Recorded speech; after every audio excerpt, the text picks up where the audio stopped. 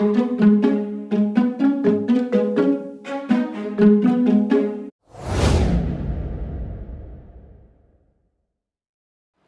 রেইসকে হাতছাড়া করার পরও মোহামেডান থেমে থাকেনি। তারা চালিয়ে গেছে নতুন বিদেশি ডিফেন্ডারের খোঁজ এবং অবশেষে মোহামেডান খুঁজে পেল নতুন বিদেশি ডিফেন্ডারের খোঁজ। তিনি হলেন ফ্রান্সের ডিফেন্ডার ফ্লোরেন্ট ওজিয়ার। হ্যাঁ, আপনারা ঠিকই শুনেছেন।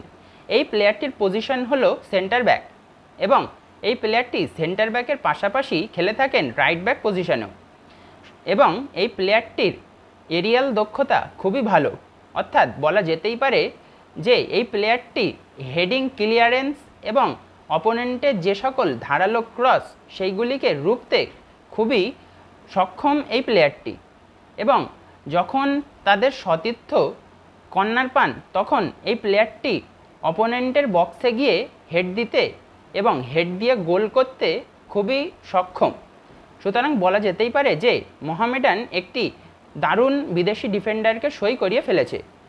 ভিডিওটি ভালো লেগে থাকলে বন্ধুদের সঙ্গে শেয়ার করে চ্যানেলটিকে সাবস্ক্রাইব করুন।